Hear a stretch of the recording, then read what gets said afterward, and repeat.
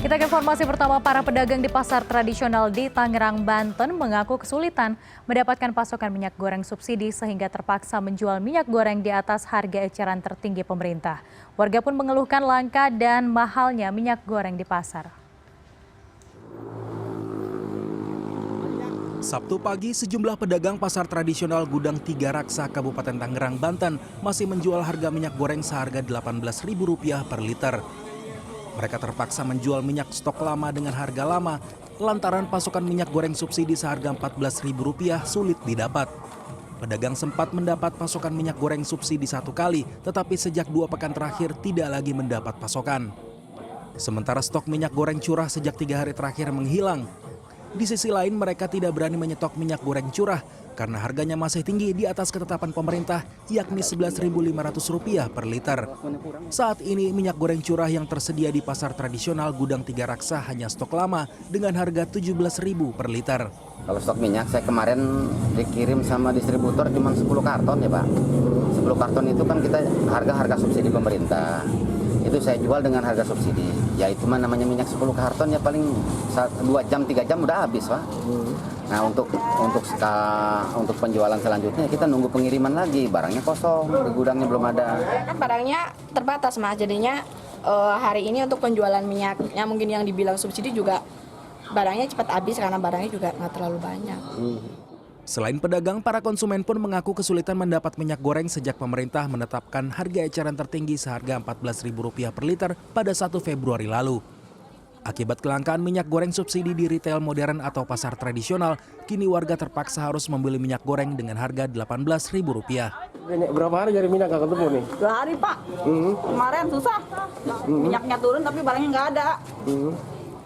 Pedagang dan konsumen berharap selain menurunkan harga, pemerintah juga harus memperhatikan pasokan minyak goreng agar merata di retail modern dan pasar tradisional.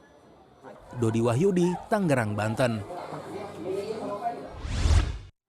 Untuk mengetahui lebih lanjut terkait langkahnya minyak goreng di tanah air, saat ini sudah terhubung dengan Oke Nurman, Dirjen Perdagangan Dalam Negeri Kemendak Republik Indonesia.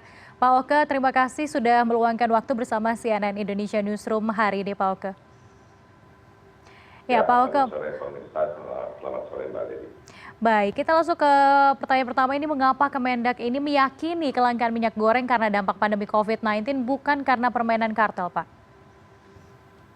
Oh, kalau permainan kartel, artinya ini industri minyak goreng ini bukan baru kemarin. Bahkan udah lebih 100 tahun di Indonesia. Diawali dari monopoli,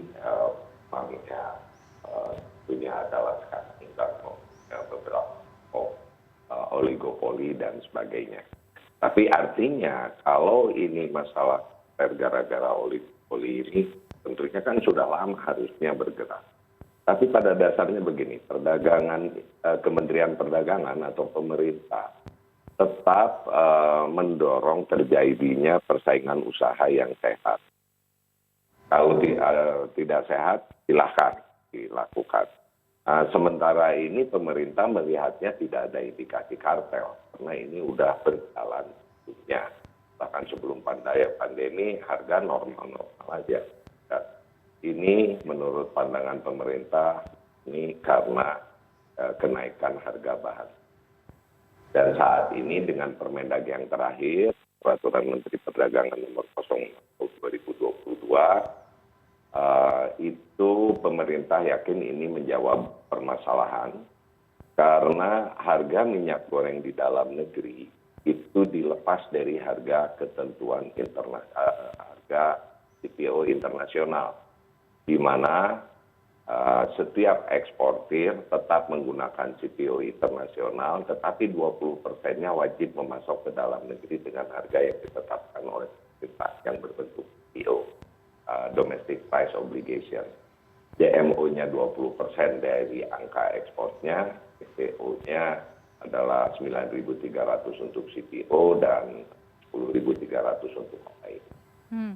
Lalu dari pantauan Anda, apakah memang DMO ataupun Domestic Market Obligation ini sebesar 20% sudah berjalan atau dipenuhi para produsen sejauh ini? Sedang berjalan. Dan saya ini, pengetahuan saya sudah ada yang sudah memasok. Sehingga eh, apa persetujuan ekspor kepada mereka yang sudah memasok ke dalam negeri sudah kita terbitkan. Ini jadi karena konsepnya dari pemerintah itu pasok dulu dalam negeri, buktikan itu terdistribusi sampai di tingkat pengecer, dan baru kita berikan persetujuan untuk melakukan eksportasinya. Baik, jika dibilang memang kelangkaan minyak goreng dan juga kenaikan harga minyak goreng ini dipicu oleh pandemi COVID-19, tapi kalau kita berkaca juga pandemi COVID-19 ini sudah memasuki tahun ketiga, Pak. Kira-kira kenapa di tahun ini begitu puncaknya? Menurut saya ada sedikit pandemi COVID-19 ini akibat penurunan harga daya beli masyarakat. Tetapi karena kebutuhan minyak goreng ini banyak dan pengaruhnya terhadap faktor inflasi kecil sekali. Ini menurut saya bukan hanya karena pandemi, dan pandemi itu hanya menyebabkan daya beli yang menurun, sementara harga naik. Nah, ini yang kita tangani adalah penyebab harga kenaikannya. Jadi penyebab harga kenaikan itu adalah menurut pandangan kami adalah dari harga jual, kebijakannya harga bahan bakunya itu diturunkan dengan membebankan kepada eksportir. Dan kalau dilihat Pak dari jalur tata menyalurkan minyak goreng begitu dari perusahaan kemudian sampai ke masyarakat, apakah kemungkinan ada dugaan praktek penimbunan Pak di tengah-tengah proses alur tersebut berjalan? Silakan, karena kalau kita lihat evolusi kebijakan itu nggak memungkinkan penimbun itu mendapatkan keuntungan. Kita tahu dari Permendag 01 yang dijadikan harga 14.000 adalah kemasan sederhana. Karena belum optimal dengan alasan salah satunya adalah infrastruktur kemasan minyak sederhana ini yang kurang, maka pemerintah mengambil langkah kebijakan satu harga untuk semua minyak goreng kemasan. Artinya kalau kapasitas selama ini berjalan, begitu di satu harga kan untuk semua minyak goreng kemasan harusnya jalan. Ternyata kan masih belum jalan juga. Nah sekarang setelah kita melakukan perhitungan secara matang yang memerlukan waktu yang tidak sedikit, maka pemerintah sudah berani mengambil langkah di DMO dan DPO. Jadi kalau dilihat seperti itu, siapa yang menimbun kemarin tidak akan mendapatkan benefit karena harganya tetap ditahan di 14.000, bahkan di kementerian peraturan yang terakhir untuk minyak kemasan sederhana itu 13.500, dan lagi minyak goreng curah kita tetapkan dengan 11.500. Sehingga yang menimbun kemarin ya tanggung sendiri resikonya, karena harganya tidak boleh dijual lebih dari apa yang ditetapkan harga eceran tertinggi oleh pemerintah. Baik, terakhir Pak Oke, ini terkait dengan apa langkah yang akan selanjutnya diambil oleh Kemendak melihat bahwa kemarin penetapan satu harga ini kurang maksimal dan tidak dipraktek, tidak berjalan sesuai dengan rencana begitu, di sejumlah daerah masih ada harga di atas HET, dan kemudian apa langkah selanjutnya yang akan diambil Pak? Seperti saya kemukakan, kalau Permendag satu harga itu tidak optimal, maka kami menerbitkan atau pemerintah menerbitkan peraturan Menteri nomor 6, Menteri Perdagangan nomor 6 tahun 2022, yaitu domestic market obligation 20% dari angka ekspor dari eksportir, dan domestic price obligation untuk memasok produsen minyak goreng. Sehingga di sini eksportir yang perlu diketahui ya, ekspor kita produksi sawit itu hampir 65% itu diekspor. Nah, diekspor, sementara kebutuhan untuk minyak goreng kan nggak lebih dari 10%.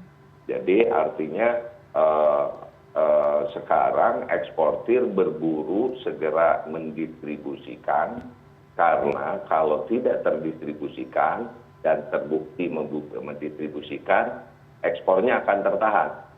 Itu. Jadi ini dengan kebijakan terakhir dari satu harga, sekarang udah bukan satu harga lagi, adalah DMO dan DPO dengan HET-nya di 14.000 premium, 13.500 sederhana, dan 11.500 curah. Dan saya yakin ini hanya memerlukan waktu, karena ini eksportir berburu untuk segera memasok ke dalam negeri supaya sawit yang diekspornya segera bisa jalan.